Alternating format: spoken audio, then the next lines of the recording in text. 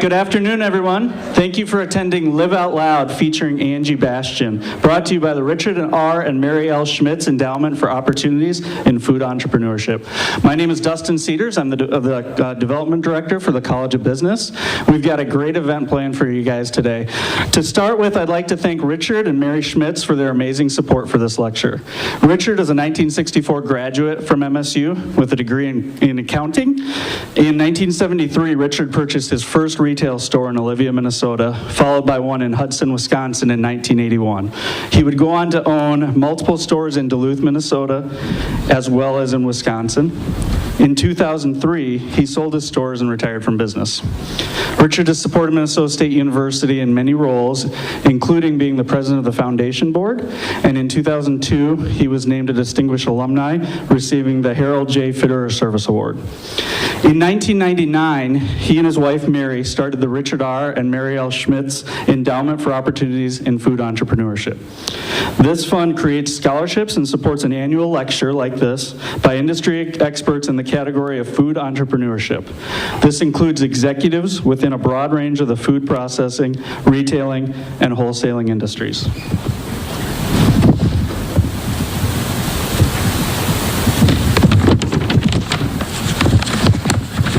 This event, along with additions like the new class offered this spring, Business in the Modern Ag Economy, and the College of Business Agribusiness Club, are just many of the latest efforts to education on agriculture and food in the College of Business. Although Mary was unable to attend today, Dick is in attendance. I'd like to ask Dick to stand so we can all show our gratitude.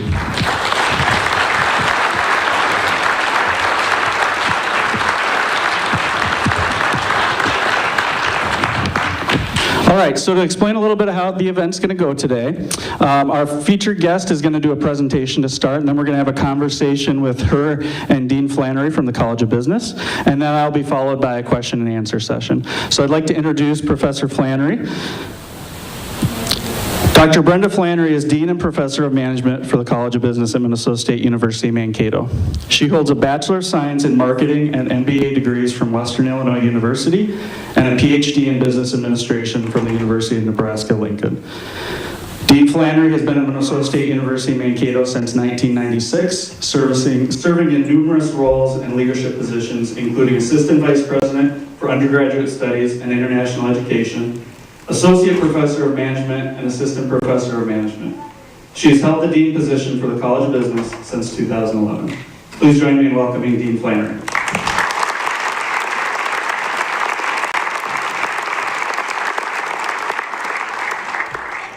Now to introduce our guest speaker.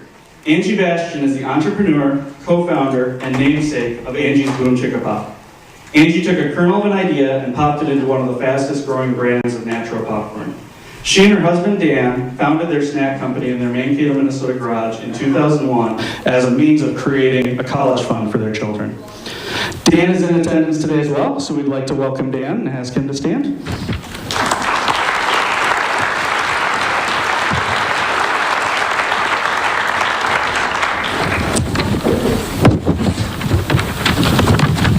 Angie and Dan's gluten-free, non-GMO, whole-grain popcorn is proudly sold in natural food, grocery, club, and mass retail outlets nationwide with a product presence in Canada, South Korea, Peru, Japan, the Caribbean, and Mexico. The company is constantly innovating and is one of the fastest growing and most successful popcorn brands in the market today. Angie's Boom Chicka Pop is loved by fans as an empowered, spirited brand that represents authentic, real food that delivers on the attributes of clean, transparent labeling and a great taste experience. The company has twice won Star Tribune's top workplace honors. Angie herself is a recipient of the 2015 ACG Bold Award for Corporate Growth and Connect Business Magazine's 2012 Person of the Year. Girl Scouts honored her as a pioneering trailblazer, and she is a 2015 inductee to the Minnesota Women's Business Owners Hall of Fame. She has been featured in the Wall Street Journal, Huffington Post, quoted in Forbes magazine, and appeared on the Martha Stewart Show. Her products have been recognized and awarded by numerous national publications and media. Please join me in welcoming Angie Bastian. Thank you. Thank you, Dustin. Appreciate it. All right. I was behind the curtain, so I don't see, where is Dan sitting? Right here. Good, okay, good. All right, hi, I'm Angie Bastian, and I am the co-founder of Angie's Boom Chicka Pop. And I want today to tell you quickly the story of our business, the journey that Dan and I took, and how we started out, and how we became Angie's Boom Chicka Pop. And I don't know if you were watching our little Vespa parade. That is a long way from our West Mankato garage. But believe me, we are so proud of what we did there. And that was even 3 or 4 years ago at Expo West in Anaheim, California, at the largest natural and organic food show in the country. And we're going to talk a little bit about all of the things we learned along the way. But first, why? Why start a popcorn company? Well, here's why. Here's why we started. Here's the why. I'm a psychiatric nurse practitioner. I was in nursing for 28 years. My husband Dan was a high school history teacher and a baseball coach. And he grew up in Mankato, and we just moved back here in 2001. And our children were 3 and 5 years old at the time. And we had one of those parent freak-out moments where we said, we haven't started a college fund yet for these kids. We got to do something. And so the obvious answer for us was to start a business, a part-time business, but nonetheless, that's what we decided to do. And one of the things we decided to think about is, how do we do this in a way that we can work together, we can do it with our children, we can teach them along the way the value and integrity of work, they can participate with us in this whole process, and they can work with us. So what we did is we talked about this for a couple of days after Dan went on the internet one night and discovered a website that said, make thousands of dollars every weekend selling kettle corn. And he was like, that's it, that's what we're gonna do. And so we talked about it for about 3 days. We didn't have any money.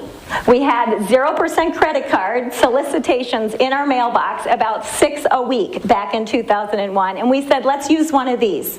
And so we purchased, our first investment was about $10,000 on a 0% credit card, where we purchased our equipment, and we started the story of Angie's Kettle Corn.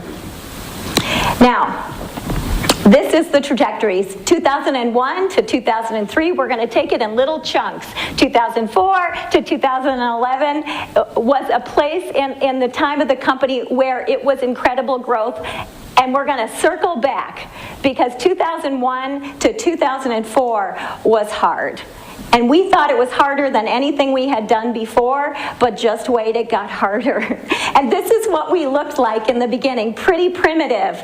This is what our little business looked like, our Angie's Kettle Corn Cafe. We didn't have a name for the company. We popped at MSU some events for basketball and some events for hockey. We popped where anybody would let us pop, in front of Rainbow Food, in front of Home Depot, any place anyone would let us pop. That's where we went.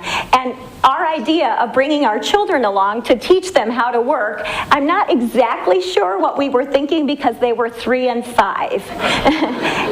And so at times we would drag them along and tuck them underneath the front table. Most of our tables had curtains in the front, and sometimes they would tuck them under there with books and Disney movies and pillows, and they'd take a nap, and then they'd pop back up.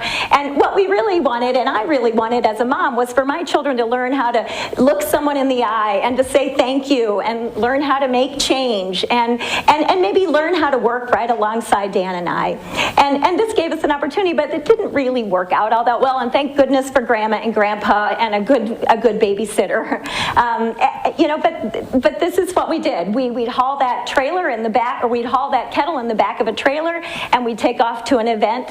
And And then we got an opportunity to pop at Minnesota Vikings training camp in 2002 right here at MSU.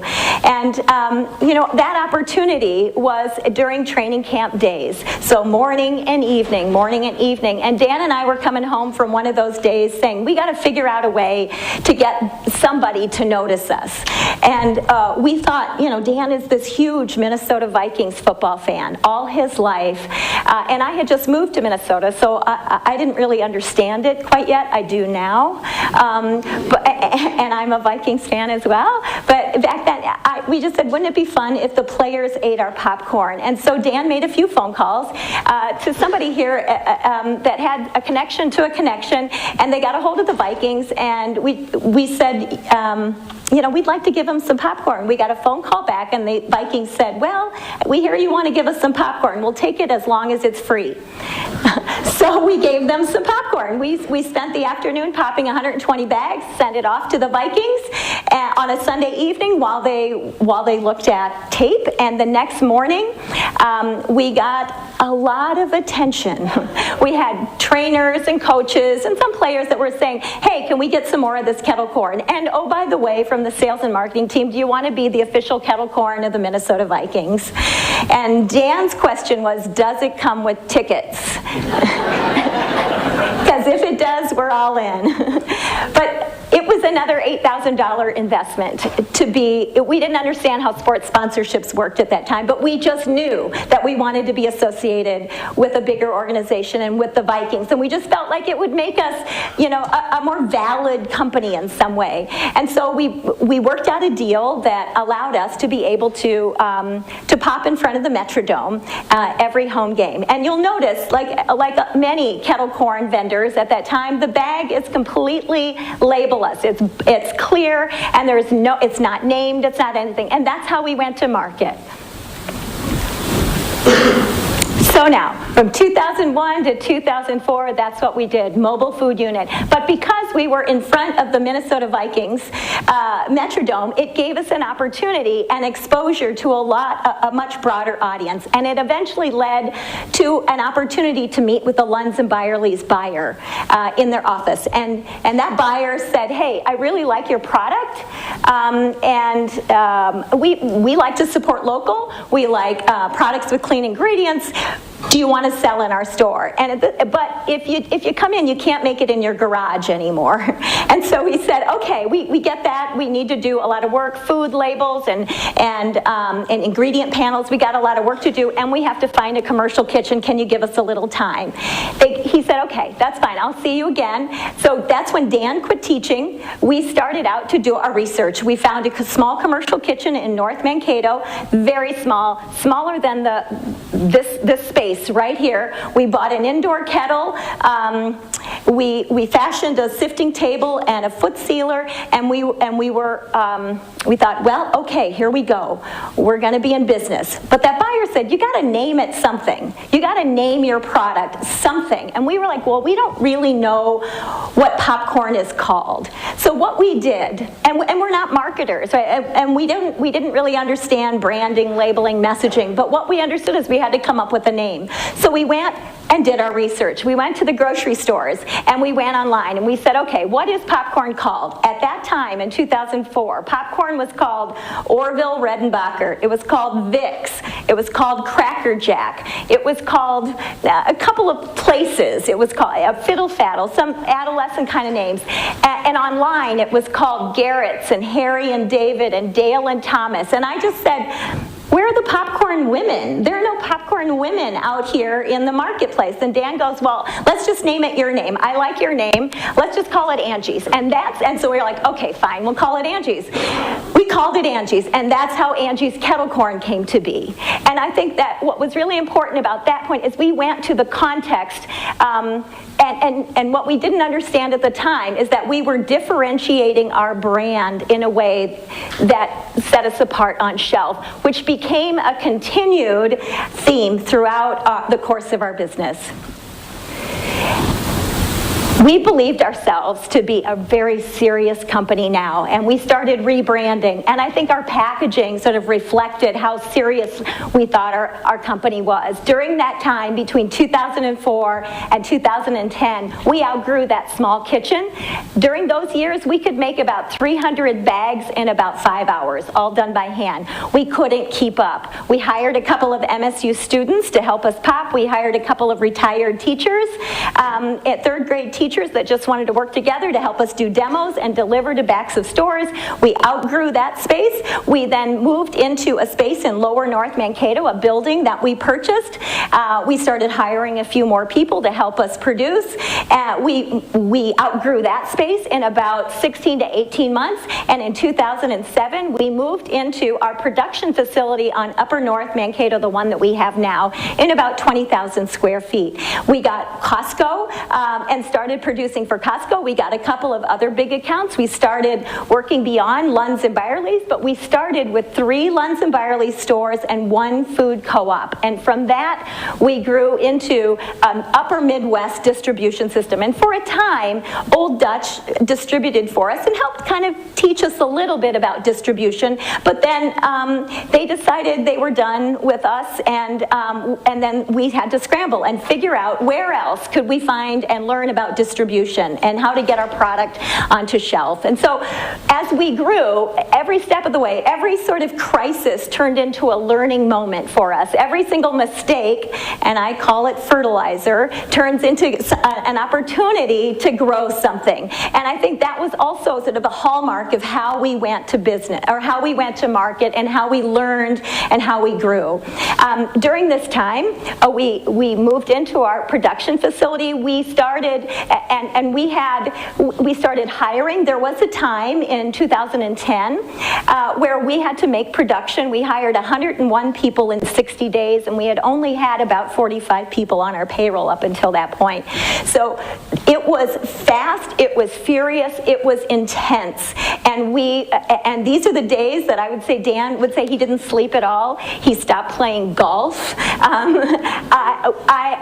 I didn't sleep much either. I was still working as a nurse part-time and trying to do the books, not very well, I might add. And we were grateful when his brother came back from Baltimore, who was a CPA, and he looked at us, and we both looked like we had, I don't know, just been turned upside down and shaken. He looked at us and he said, "What can I do for my brother?" And I said, "Well, you can come work for us. You're a CPA, right? We need you." And so Greg came on board, and he started running our finance department, and he helped us in ways, in leadership, and in ways that we would have never been able to do had we just kind of tried to strive out on ourselves and elbow our way through the finances of building a business. In the meantime, let me just say, in the end of 2010, Martha Stewart called. And let me tell you, we're a product here in Costco, and we're a product in the marketplace, but you never expect to have Martha Stewart call you, right? Like wow. What happened is that her producer, it was her producer that called, and she said, "I'm standing in front of a pallet at Costco, and I want to know, does your product have any gluten in it?" Nope, certified gluten-free. Does your product have any nuts? Does your plant have any nuts? Nope, we don't have any nuts in our plant. Do you have any artificial preservatives, any artificial ingredients? Nope, we don't. Okay, great, thank you, because my daughter is so food sensitive, I have to watch every single thing I put in her mouth. And I think the other hallmark that is a part of our company is just that. On that bag, even in Costco, our business phone number was still my husband's cell phone. So his cell phone number was on the back of every single one of those bags and on the side of our trucks, and people would call us and ask questions and make complaints, like, you don't have enough salt, and I still remember, we heard all of those complaints. We listened to consumers, and I will say that opportunity that we took to listen, to answer this consumer's question, I didn't know at the time that she was a producer for for Martha Stewart. She called back and said, hey, we're doing a gluten-free day, and Martha Stewart would like to have you on to teach her how to make kettle corn. Like, okay. We'll let you know if it happens. And it happened. And so this was in January of 2011. We were on the Martha Stewart show, and we thought, and somebody asked me when I thought we made the big time. That's when I thought we made the big time. But it didn't really change anything in sales, actually, because we were just beginning to build our company and our distribution. And I will tell you, it was so fast and so furious that I think what Dan and I looked at doing was just trying to contain an atmosphere and a culture of positivity internal to the business, create a family and a community where people felt like they wanted to come to work, that their values were represented in what we were doing, and that they were a part of something bigger than just selling popcorn. We were in service organizations, right? In professions. He was a teacher, I was a nurse, and suddenly we were consumed by selling popcorn. And we kind of looked at ourselves and said, where's the meaning in selling popcorn? And doing that every step of the way, it was really about how you run the business internally, how you see your employees as people first, employees second, allowing them to bring their whole self to work, creating an atmosphere where people can succeed and thrive, and creating a concrete reward for people bringing their best self to their career. And to connect to the community, to be the kind of company that is relevant in the community and relevant in people's lives. So, we didn't always have money to give, but when organizations would call us and ask us to participate and be a part of the community, we would bring popcorn if we didn't have the money, or we would find a way to figure out how to participate. We might have employees come and volunteer, or we might participate in whatever way we could at the time. And I think it was really important in that way, in that the community, and I think Dan would say this too, the community has given us so much that we felt a duty to give back to the community, and just as personally and as a business. So building that meaningful internal environment for us was building the soul of the company, the core of the company. And I would say companies and food brands that connect their persona, that brand persona, to the soul of their company are the companies that are congruent, they're genuine, and I think they're understood by the consumer and beloved by the consumer. And I'm not ashamed to say I wanted to be beloved by consumers. That was the point. I wanted our products to be somebody's choice, and I wanted the people that came to work for us that's their choice, that they wanted to come work for us, and that they wanted to be involved in a company that was somehow more important than just selling a product. So here we are. What next? 2011. We're a profitable company. We're growing in Mankato, and we weren't sure. Like, what do we do? What comes next? We knew that we wanted to grow more. We weren't sure how we were going to do it, and we knew we had a good cash flow at the time. We were doing well. We were a family-owned business, and then we just kept getting these inquiries from private equity and investment bankers and everybody like coming in, and we were like, what do they want? Like we were like, I don't know what they do. I don't have time to meet with them. Dan, we don't have time to talk to them. Like, we just didn't understand what private equity was about. But one of those private equity companies got through to us through a well-written letter that I would say took an educational approach. And Greg Bastian said, hey, he was our CFO, Dan's brother CFO at the time. He said, hey, we're doing fine, but you never know when you need more money to grow. And if we're going to grow, we're going to need more money. And now is a good time maybe to even consider that this is a way that investment can happen in the business. And so we met with private equity in 2011 and entered into a relationship with Sherbrooke Capital. And we entered into that relationship, they're out of Boston, in a minority position. They helped us form a board, they helped us create an employee equity pool for retention and for recruitment. They helped us build a sales team, they helped us teach us about distribution and about how to market our product. They helped us build the beginning of a marketing team in 2011, and they helped us with beginning consumer research and beginning sort of, I will say, the efficiency challenge in our production plant. We built a very small R&D facility in our second facility down in Belgrade, and it was just, I'm going to say, we were a motley crew of people that we put together an R&D team and started launching new products.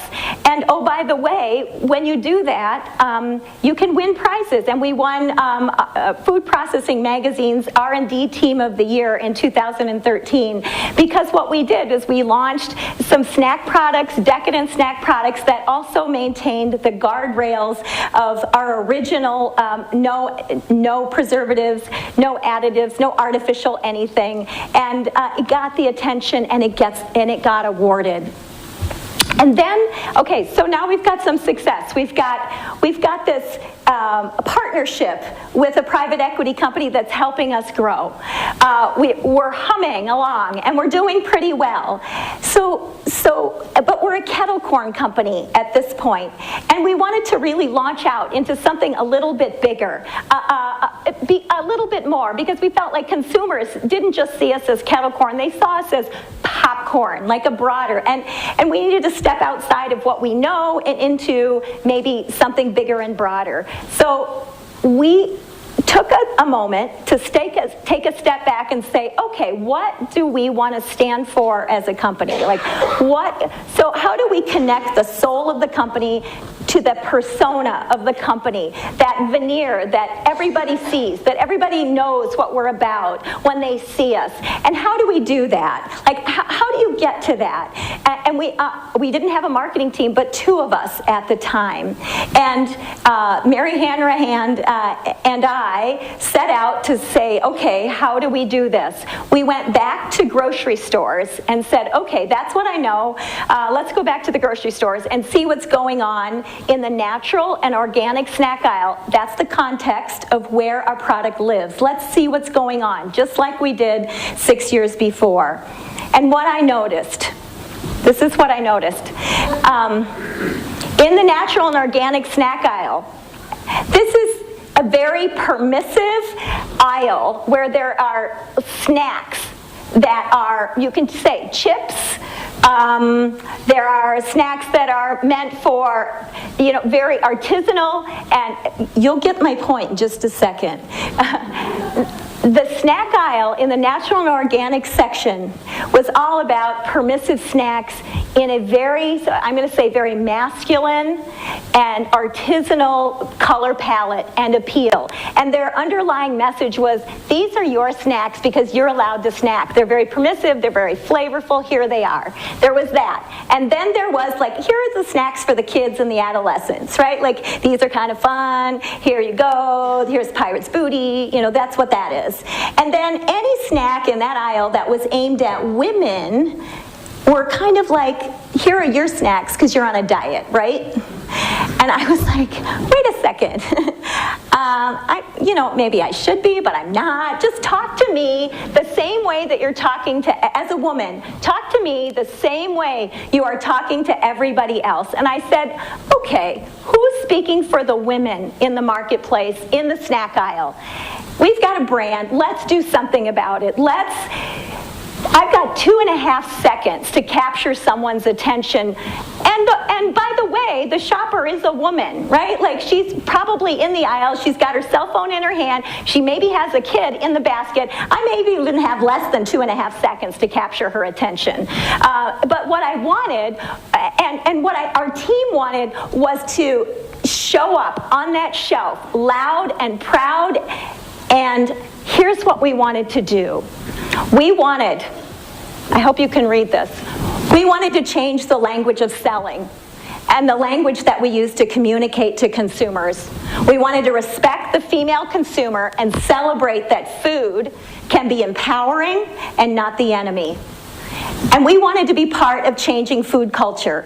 And we wanted to make sure that we were contributing to that food culture in a positive way, so that what I wanted to know as a mom and as a person, that the food that I was eating and the things that I was drinking wasn't damaging my body or the environment. And we took that brief to a creative organization, a creative agency, Mono, in Minneapolis, and said, here's what we want to do. We want to show up loud and proud. We want to celebrate the feminine, because we already had Angie's. We have the brand Angie's. We want to celebrate the feminine. You know, if the guys can have their chips, we can have our popcorn, right? We'll eat chips and they can eat our popcorn, but hey, we want to represent equally on shelf. And let's do something that's celebratory, that's empowering, that comes from a place of positivity and not pedantic or not prescriptive or not expect somebody to act or be or the food insinuate that message is there for you.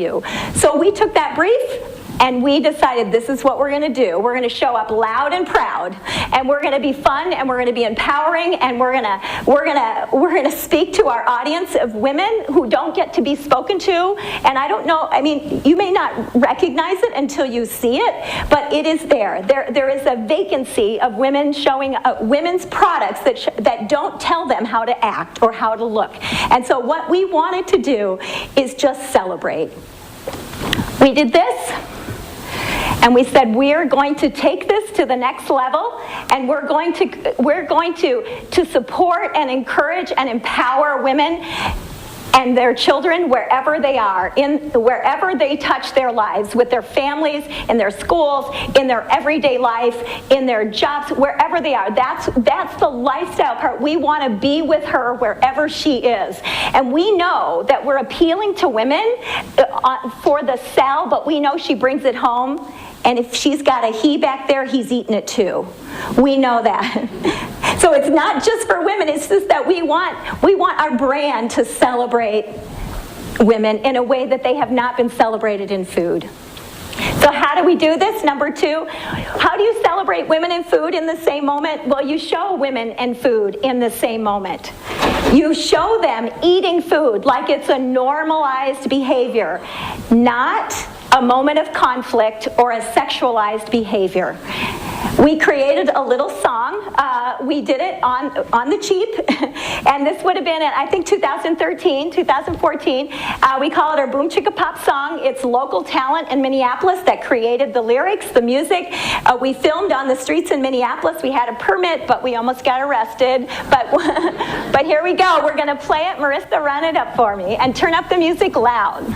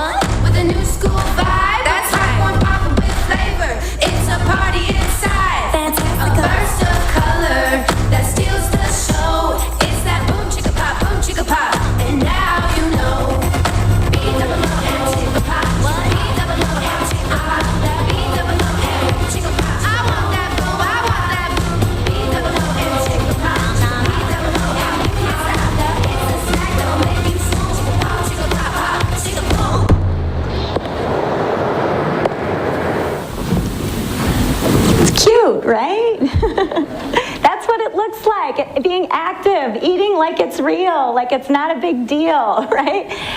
Well, okay, so then our job as a food company is to give you real food, right? Like, and for you to choose, to have a choice. So we launched that Boom Chicka Pop in the bright yellow bag in May of 2012. It's our sea salt popcorn. Before then, we were simply Angie's Kettle Corn.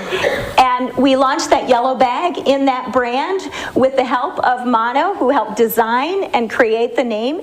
And within 4 months, that bag became our #1 selling SKU after 9 years of business. And it put us on our heels. We were like, whoa, what just happened here? People got it. Like, people understood intuitively. Like, they maybe didn't understand what was behind it, but we got people to stop in front of that bag and go, what is that? I'm interested in it. I like it. What is it? I like what it looks like. And they bought it. And they bought it again because we delivered on the quality of the product. And then we started launching new products in the Boom Chicka Pop brand. And we began to partner with Target, who was willing to do this with us, to transition all of our existing products into new Boom Chicka Pop packaging. Took us a while. From the end of 2012 to 2014, we were Angie's Kettle Corn and Boom Chicka Pop in the marketplace. I don't know if you remember seeing that out there, but we looked a little fractured, and I'm sure people were like, well, what are they doing? And I will tell you, we were doing it slowly because we had a lot of business at that time, and we were not willing to take the risk to just yank something off and put something new. And so we did it very slow, one SKU at a time, and each time that we took the same recipe, put it in the new package, I'm going to say the new close, it turned 2 and 3 times velocity each time. Changing food culture. When you do that and you stick to your guns, you get a lot of media. You get a lot of press, and you get a lot of consumer interest. And we had a lot of print press, we've been on the Today Show probably 3 or 4 times, nutritionists, and our Hy-Vee nutritionists, I'll tell you, they've been very supportive of us all along the way. In Natural and Organic, they've been very supportive. You know, it is something that beginning, we were sort of on the fringe that has now become mainstream. And I believe it's because consumers were demanding it. Consumers were asking for it. And we listen to consumers like a lot of companies are beginning to listen to consumers in a way that they've never listened to them before. And I would say that's a hallmark of a modern, impactful food company. Okay. We wanted to connect. We wanted not just to listen to our consumers, but to reach out to our consumers, to connect on a much deeper level. And here's an example of a project that just kind of went to nothing, but we used it in a way to connect to our consumers and turn lemons, let's just say lemons and a spend, into lemonade. And here's what we did. I had this, like, I was thinking, oh, we want to vertically integrate. I want our organic products, because we had a small organic line for retailers that were interested in organic popcorn. And so I thought, hey, I'm going to support organic popcorn growers in southern Minnesota and northern Iowa. And this was 2012. And let's see what we can learn about it, because there weren't very many, and Hanel's around here had just closed shop, and so there were no popcorn growers. So I said, maybe we need to do a little research. So we funded some research at the University of Minnesota out in Lamberton, where their organic land is.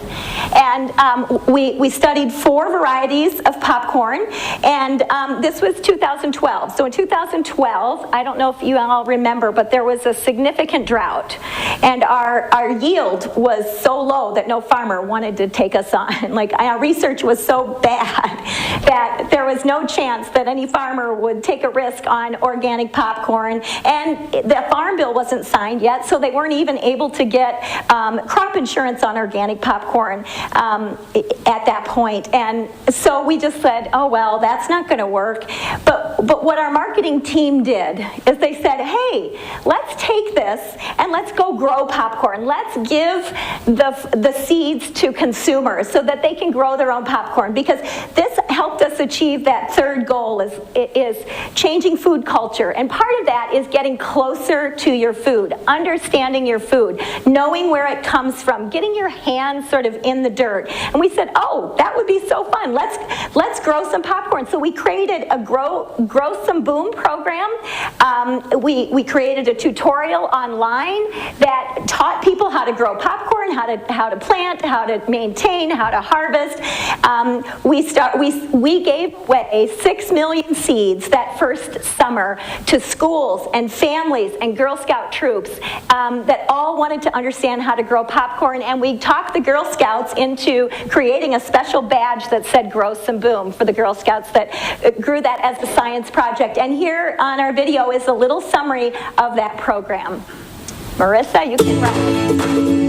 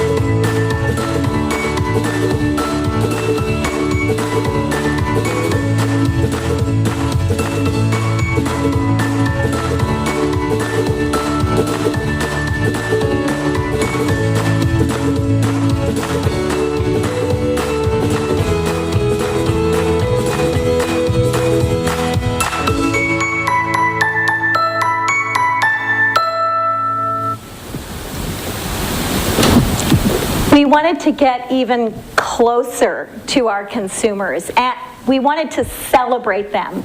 We just grew some real food. We wanted to highlight and celebrate real people's lives, real women's lives. And we thought, like, this was last year, we thought we have money right now to do some advertising, and we can put it in the budget, but what kind of advertising do we want to do? For us, it wasn't just about trying to sell the product or expose the consumer to our brand. For us, it was about trying to message like what we want to do, and that is to celebrate real women's lives. So we created the Crush It campaign. Real women, real people who are crushing things every day, like crushing doubt and crushing a meeting. And we created the Crush It campaign. And what we decided to do in our advertising, and we didn't have a script, we didn't have anything, but we were in LA, we had a production crew, we did a casting call, and we just said, tell us how you crush it in your life every single day. We had 350 women show up. And some of the women said, you know, I don't really have a talent, I'm not an actor, but this is how I crush it in my life every day. I stand in front of the mirror and give myself affirmations. And that was Tasmina, and her affirmations became the script for our 60-second commercial. And our production crew became so enamored and so moved by these women's stories that they gave us like free work because they wanted to highlight these women's lives. And so what we'll have, what we call our anthem is our 60-second anthem. If you want to see it again, it's on our website. But this is 17 vignettes of real women's lives that we're celebrating and how they crush it every day.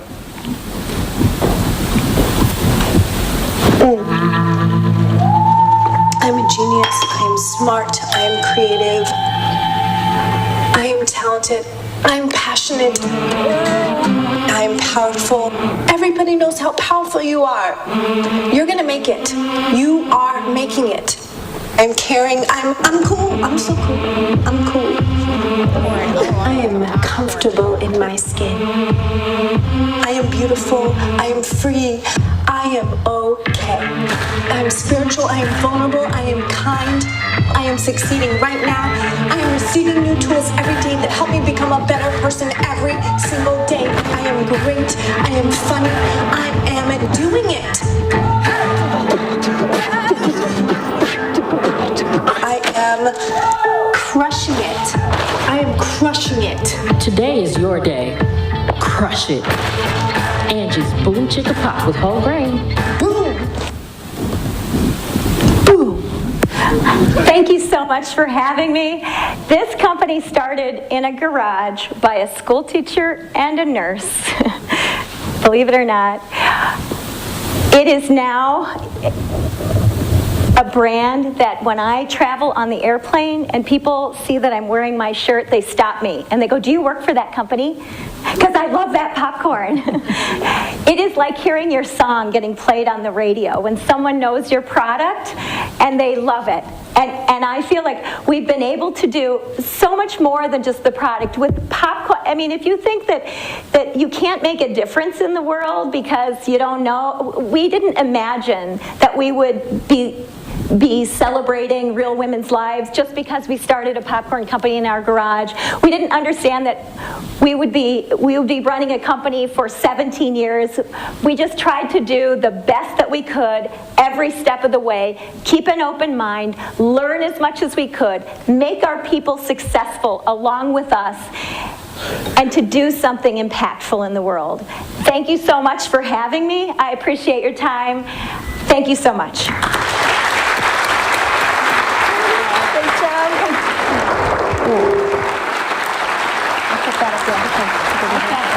I'll go on the outside. Okay. Wasn't she wonderful? She's awesome. Yeah. Woo!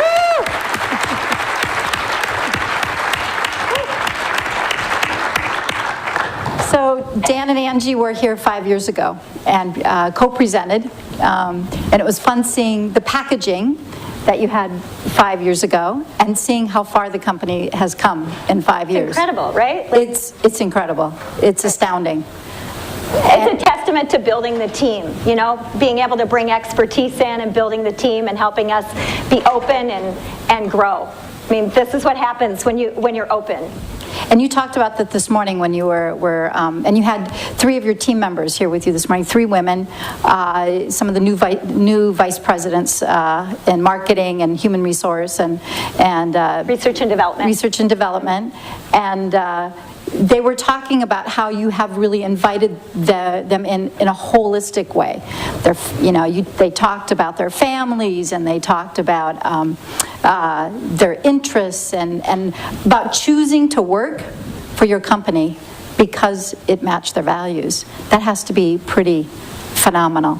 It is. I mean, I think when Dan and I dreamed about having a company, you know, we just wanted to create a work environment that, you know, we needed people, right? Like we needed to be, and I use this word, we needed to be relevant in their lives. We needed them to give us their best because we were so few people. And by making a work environment that is built around community and mutual respect and a welcoming environment, it was very important for us to say to people, bring your whole self to work. You know, bring who you are to work. You're welcome.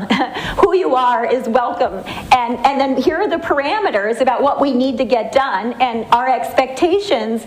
But diversity of opinion and background, and that was all a part of what we wanted to see happen, and we think it made our company stronger.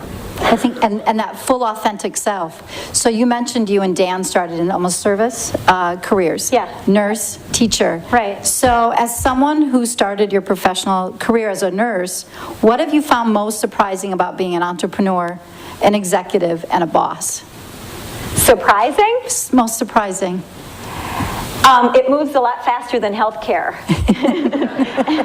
I mean, it moves fast, and I will say, you know, when you're in healthcare, things are pretty regimented. You know, there are very clear like protocols and regimen, and not, there are ethics and rules. I'm not talking about that. I'm saying like the speed at which you go to market and you got to get something done, and you know.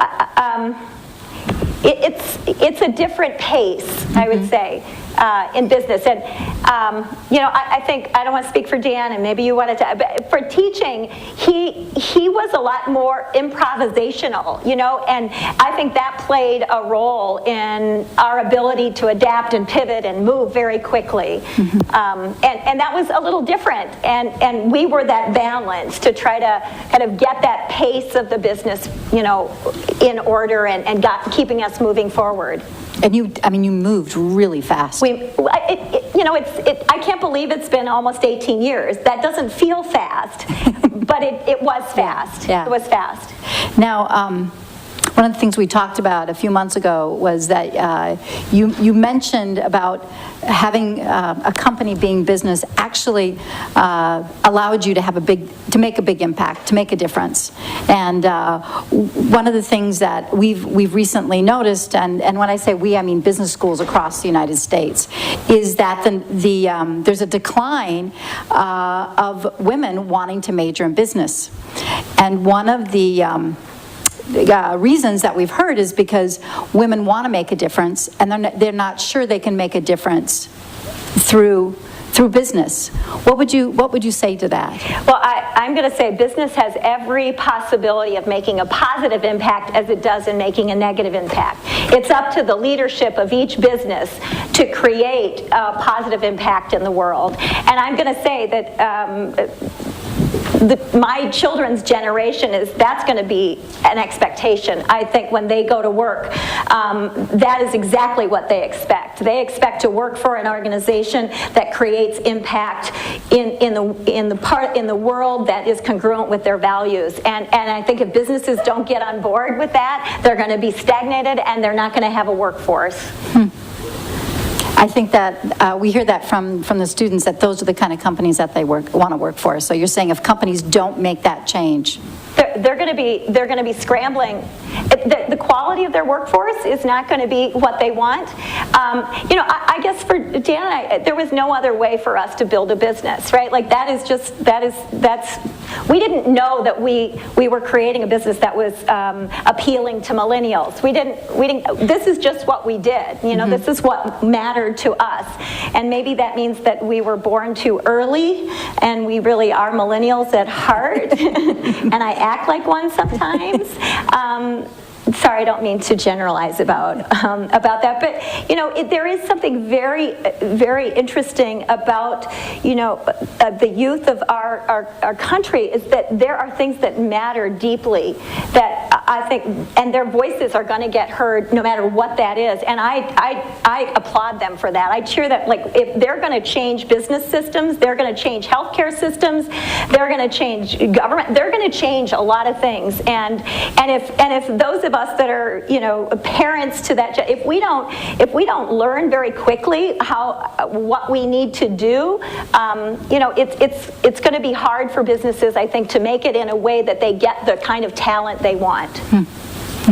There was a Twin Cities business magazine recently, actually December of 2017, titled Making Money on Munchies, that actually Boom Chicka Pop was featured in it. I found it really interesting, especially as we're really, as a university, really embracing food and ag, that they were saying Minnesota is a great company, or is a great state to launch food companies.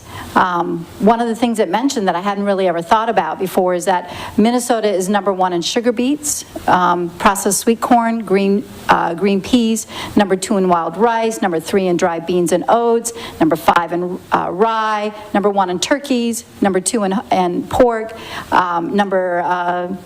#6 in cheese and honey, and it goes on. Where are we in popcorn? And corn. Wait, we don't show up in popcorn. No, we're not growing It's not popcorn, but no, we're not. Corn was #4. Yeah. But it was just saying this is a great state if you want to be in food. It's a great state to be in. Well, here's the thing. When you're a little food company, you don't know, like, bubbling up from the bottom. You need like competency. You need talent. You need people. And Minnesota has agriculture, they have huge food organizations and research organizations around food that the talent is here. The talent. General Mills, and Cargill and ConAgra used to be here. A lot of food and 3M for logistics. I mean, Medtronic. One of our quality persons was from Medtronic, I think. And there are a lot of large, very successful companies that have a long-standing history in the region where we were able to attract talent. I mean, amazing talent, and people that have been in these organizations that said, you know what, I like this. This is very secure and very stable, but I'm interested in what's going on in small and mid-sized companies, and I'm going to take a risk and jump over here. And that's how we have been able to attract talent. So kind of as you've evolved as a company, recently in October, you sold Boom Chicka Pop for $250 million to ConAgra. And so that was something that this article was talking about, because it said that that this journey for you and Dan had been remarkable. What, in your opinion, what was has been most remarkable about the Boom Chicka Pop journey? Or it could be a couple of things, too. Yeah. Well, okay, the first thing that I thought about is my husband and I built this company over 16 years, and we're still married. Right?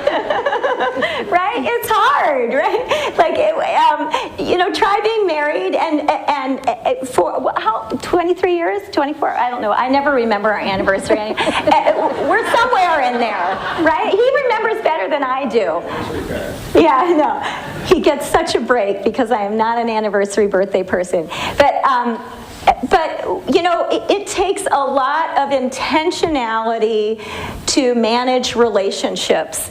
And I think the remarkable thing, I think Dan and my skill, and I'm going to say, I think nursing taught me, the entire profession of nursing, and I'm going to circle back to answer your question, the entire profession of nursing is you're taught to listen to your patients, right? Like, listen. And then do something that affects them positively. I think that piece for me, and I did that very well for 28 years, layered over top of building this popcorn company and together. And, I think that translated into the business environment to listen to the consumer, react, and do something positive. And Dan brought his skill set to this. And they're separate skill sets.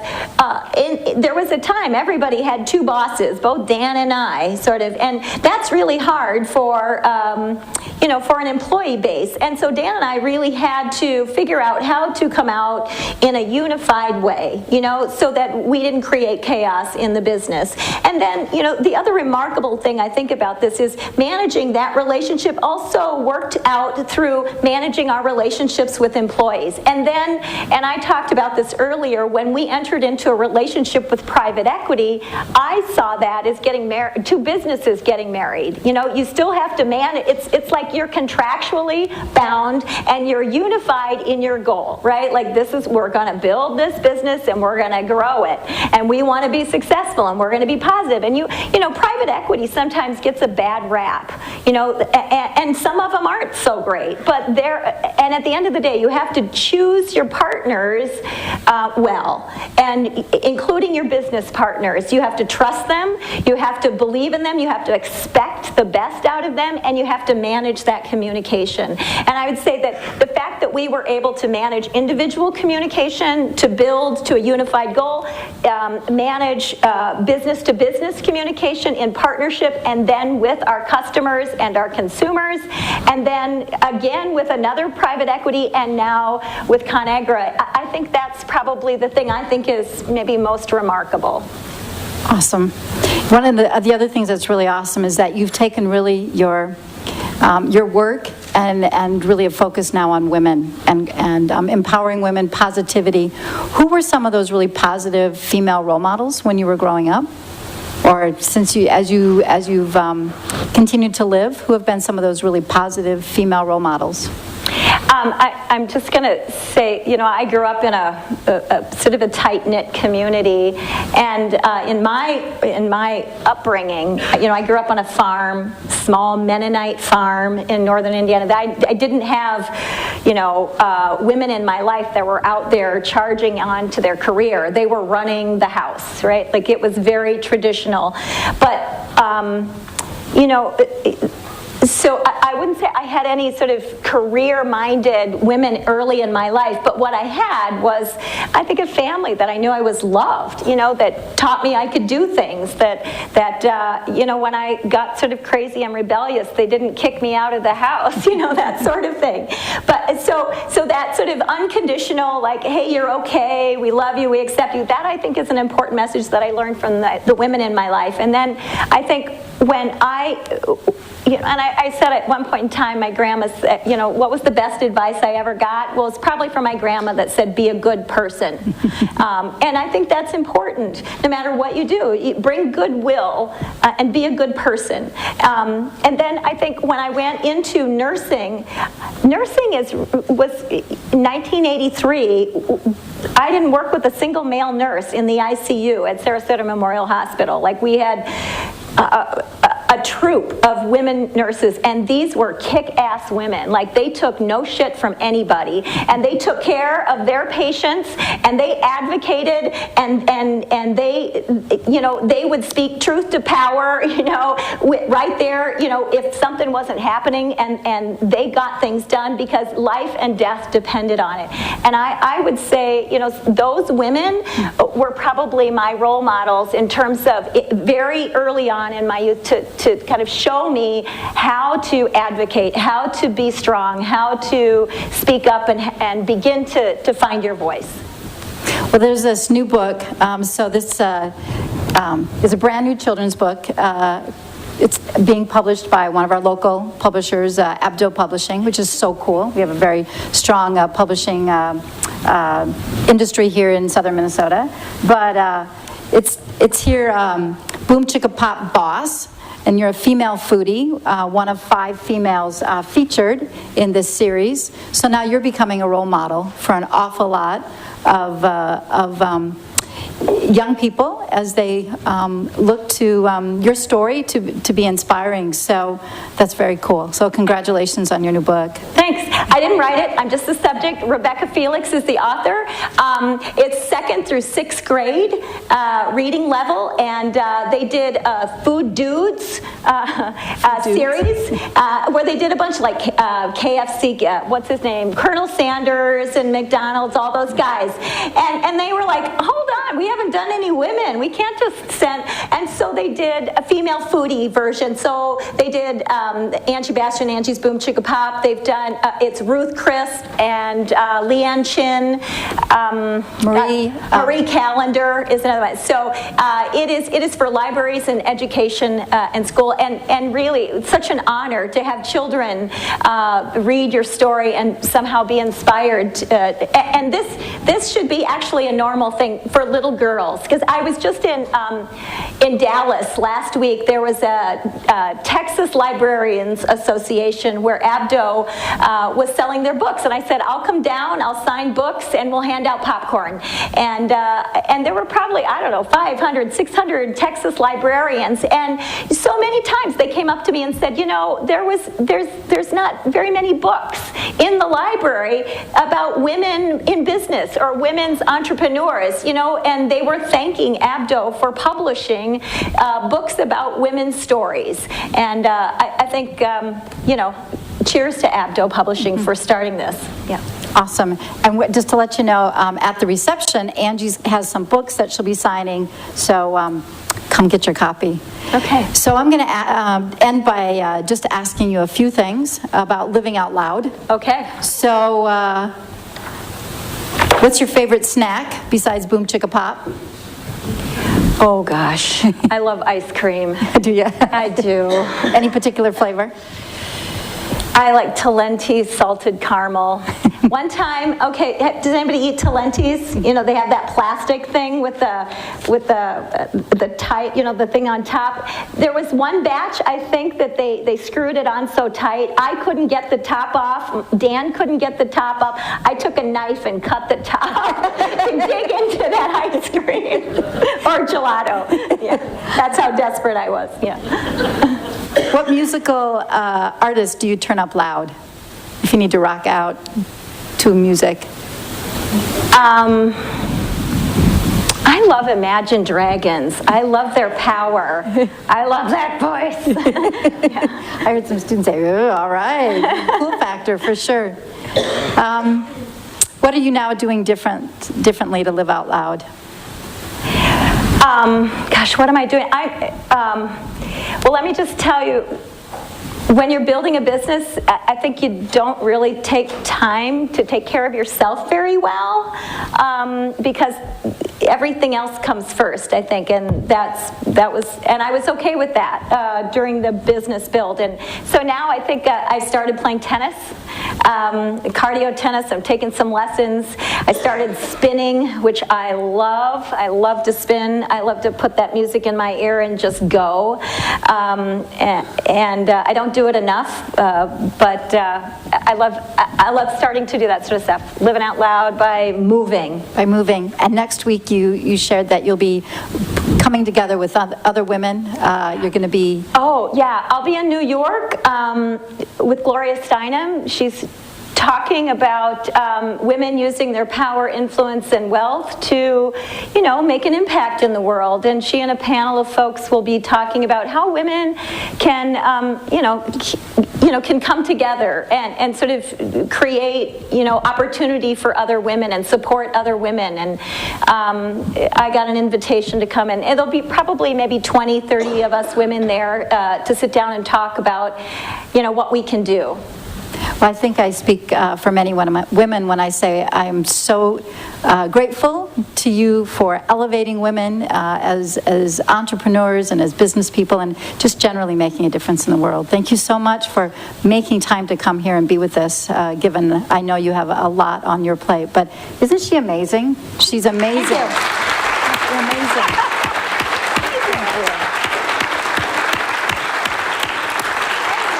So, we want to open it up to the audience for you guys to ask Angie questions. I believe there are some mics that are circulating, and we're going to throw it out there too. Anyone who asks a question gets a big bag of popcorn. So we have some popcorn to give out. So we have a question over here on the side. So get your questions ready. And we have the reception right after this, and you'll have a chance to talk with Angie, but we'll also have lots of popcorn and other refreshments there. So we got a question.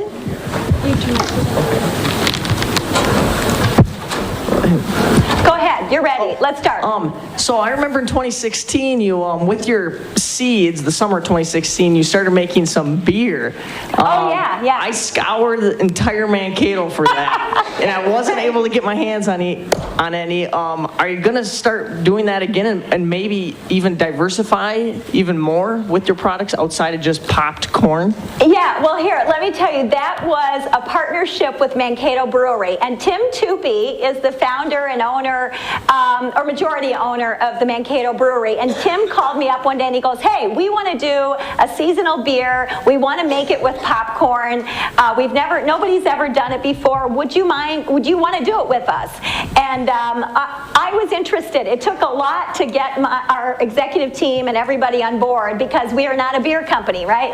But I said, we want to do this to support a local business, we have national recognition. Our brand has national recognition, and if we can do this with a local business, we'll be able to get them noticed and get them some, maybe some public relations, and it would be a fun project. It was sort of a loony project, but let's go, let's do it.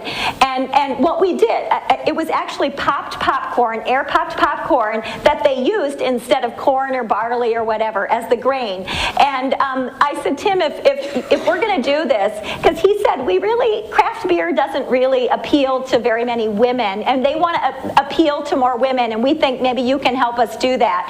And I said, okay, if you're going to do that, then I get to do the taste profile. Like, I get to say what it needs to taste like, because I'll tell you why they don't like it.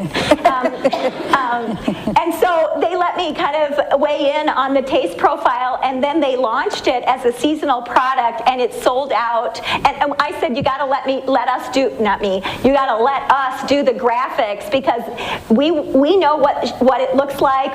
We know what we need to do on shelf to get you attention. We'll co-brand it, but we're the bigger brand, so you got to ride our shoulders right here. So that's when it looked like our product, and but Mankato Brewery had the band on it, and it was their product. We didn't own it, and but it got them lots of attention. They got distributors in New Orleans calling them like, hey, can we get your popcorn beer? They got press out of Men's Health magazine, and the first batch that they made, because they do batch processing, sold out in the first 3 days. And so that's why you couldn't get it. And so they called us again and just said, because it really tasted good too. It was a Belgian pale ale, or I didn't say that right. It was a Belgian beer, and it was just really, they wanted it for summer to be sort of refreshing and light, and it was a really good beer.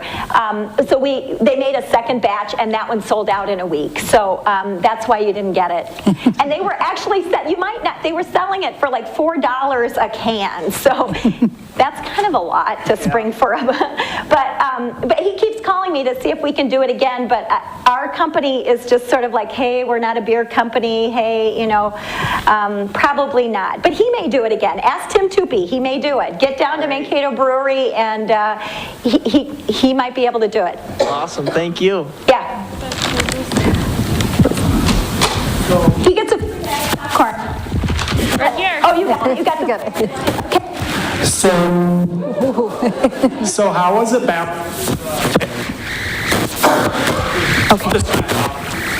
how was it balancing the family, like your family, while trying to grow your company? Because I know, raising a family is hard, let alone starting a business at the same time. Yeah, it is hard. And I think I said this earlier this morning. Dan and I kind of had the misconception that if you start your own business, you have control of your time. Well, the opposite is true. You don't have, especially if you're the bottom line, the buck stops here. You just do not have control of your time if you want your business to succeed and move forward. I think a lot of the things that we did during that time, our children were, 3 and 5 when we started, because our family was so important to us. Our business allowed us some flexibility to be able to do the things to be present in our children's life. And Dan coached baseball and helped with basketball. I was volunteering at school with Annika. I mean, we were present at our children's games. We weren't a family that always had dinner together every night.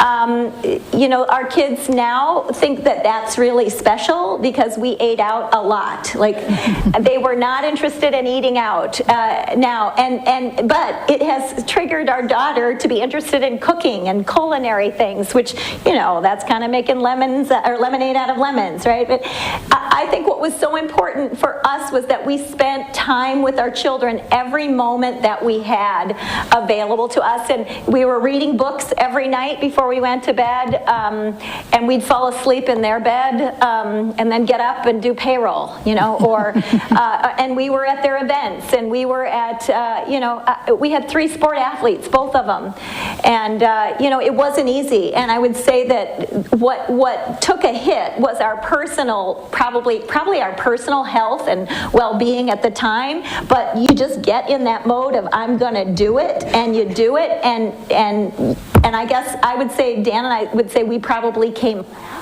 And everybody else, the business and the kid and the family came first, and I think that's how we did it. Dan, do you have any other thoughts about that? Sure.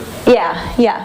I mean, we're just now recovering, let me just say that. And they're both off in college, right? We've got a senior, she's going to graduate from the University of Wisconsin at Madison, and then she's going to culinary school in Italy in the fall, and she's interested in public health, so we'll see how all that fits together. And then we have a son that's a sophomore at Santa Clara University in Northern California, studying finance. So, launched. And that makes, I have to tell you, somebody asked our daughter Annika, maybe when she was 16, she just said something, they asked her something like, what do you think about your parents starting this whole big business and everything? And she said, to be honest with you, I don't know how they did it or when they did it, Like, it was not part, it was, but it was her normal life, and it was part of her world. And I think the thing that most parents worry about is that they somehow damage their children, but that their business or their career damages their children in some way. And I think we tried to do everything we could to mitigate that. Great question. Yes. Right back there. Oh, right here. Okay. For like distribution wise, how did you get into, so like you talked about like Costco and all that, but I work for Starbucks specifically, and I know we sell Angie's Boom Chicka Pop. Yeah, I think it's crazy. I didn't realize it was something from here originally. Yeah. And then when I was traveling, I noticed it's at Starbucks is all over. So Yeah. how did you go from being in like grocery stores and that to selling to like a company as big as Starbucks? Was that something that you specifically did? Did they seek you out? Or did you have like a kind of another company you worked for or with, or a team that figured that out? Yeah. So Starbucks specifically, here's what I'm going to say.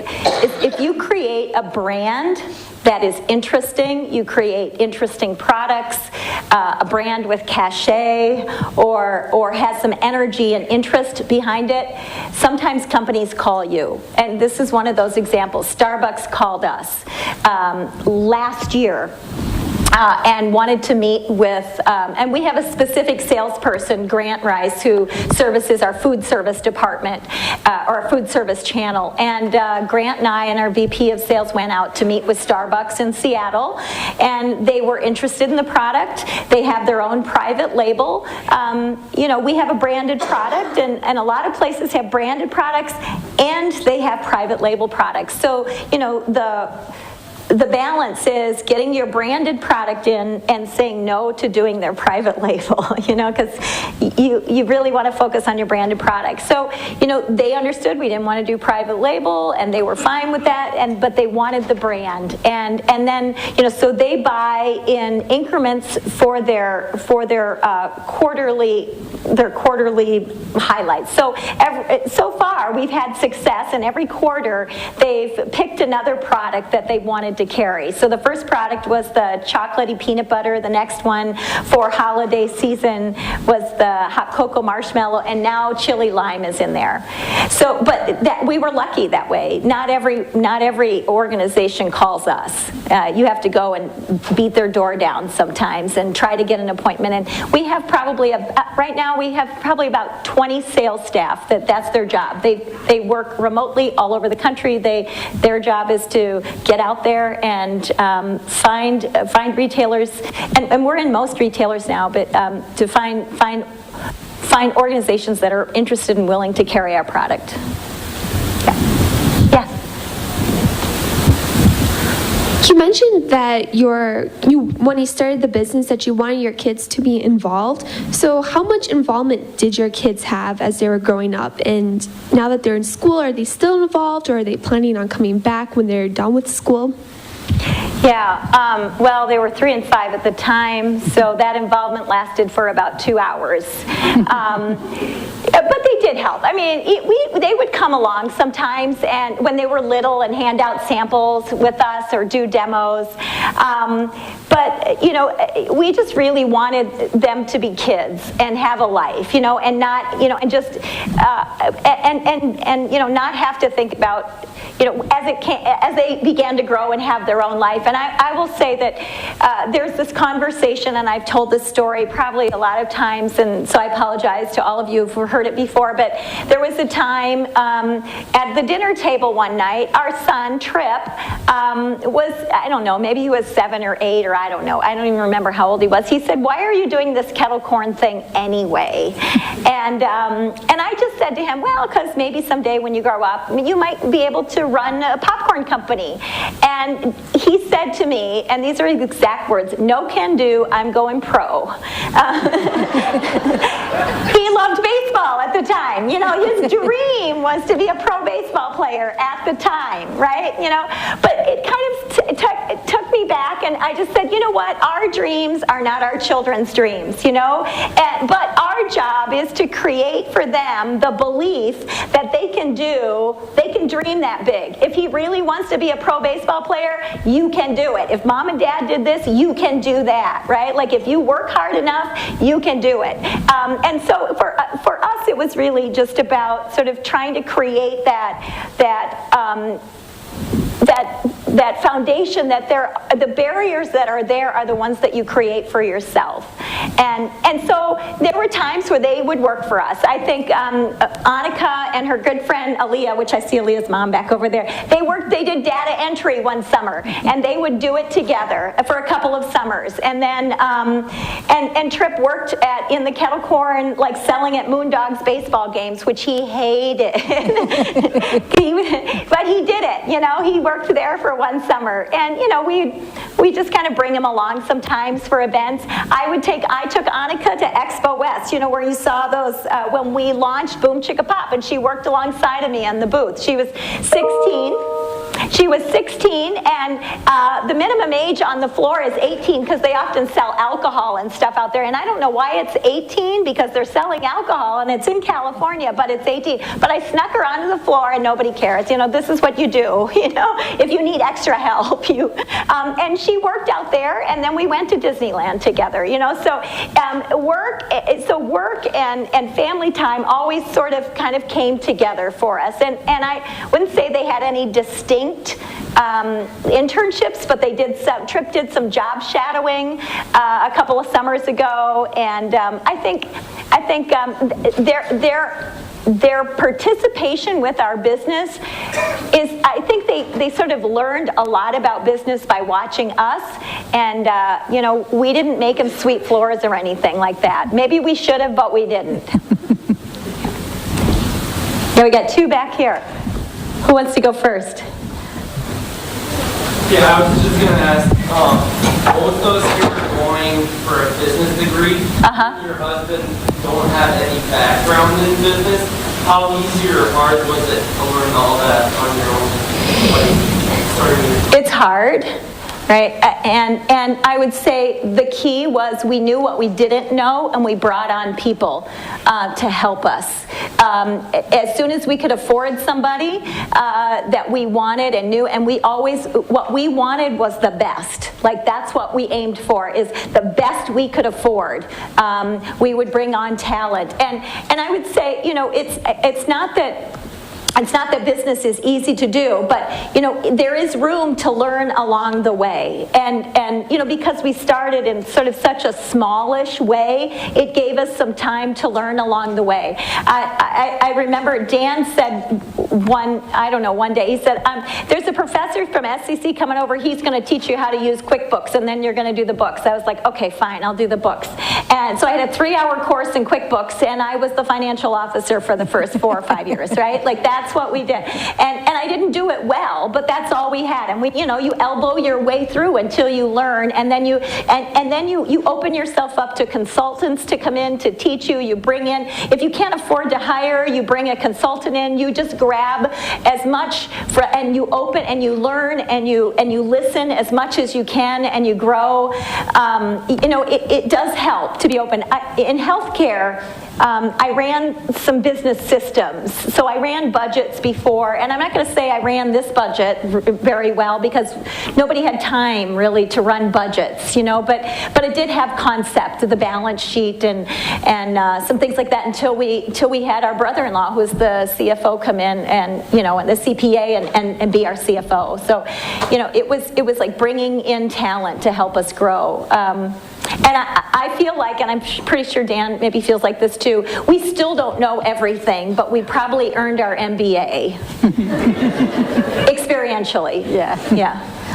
One last question, and then we can go to the reception, and there can be more time for questions there too. So was there one more? Yeah. Have you taken a brand internationally already, or are you planning to? Yes, well, we sell in Canada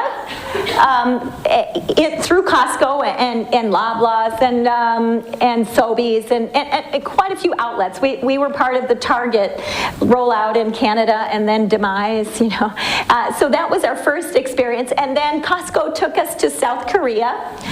So we have product in South Korea through Costco and in Japan. We just rolled out in Japan this year. I think our plan is to be in Taiwan soon. We're in Mexico with Sam's, I think, or with Costco right now. I can't remember. And then, surprise, we're in the Caribbean. And we didn't even know we were there until I had friends taking pictures of our product on the shelves in some of the resorts. And that happens because we're in distribution warehouses and grocery stores and chains and all over in North America pull from those like UNFI and KeHE. And so we're there. And then we have one very interesting distributor that goes to Peru, and he has this very clear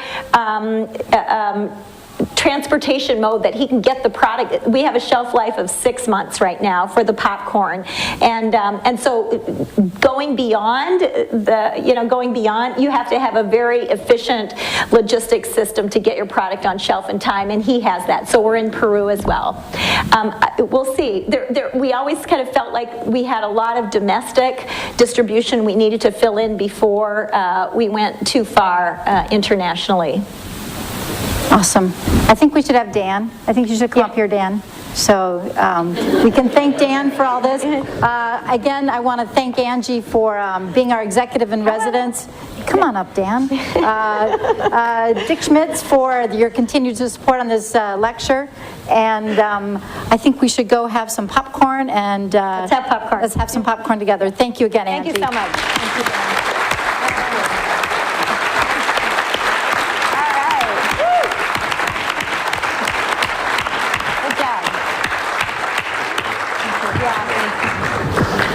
Awesome. It was really fun.